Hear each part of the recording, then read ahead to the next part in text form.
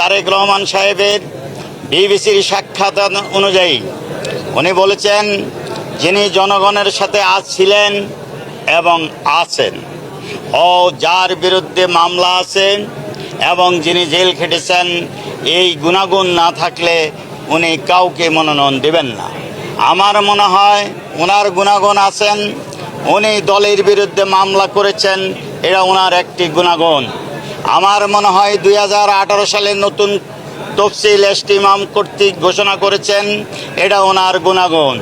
আমার মনে হয় উনি 2023 সালের 28 অক্টোবর মাঠে ছিলেন না, তৎকালীন ফেসিবাদ সরকারের হারুন কর্তৃক, ডিবির হারুন কর্তৃক উনি সমস্ত ঘটনা জেনে উনি সেদিন মাঠে ছিলেন না, উনি কোথায় ছিলেন এই ফরিদগঞ্জবাসী জানতে চায়।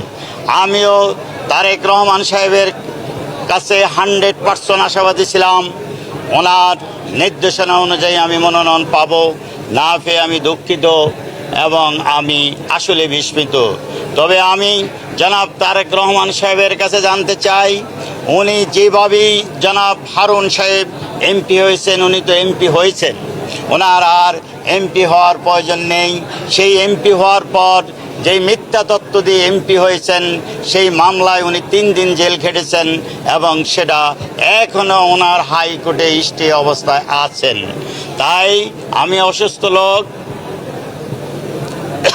আমি ওনার কাছে আবেদন করি, আমাকে অন্তত ফরিদগঞ্জের জনগণ একবার জনপ্রতিনিধি হিসাবে দেখতে চায়।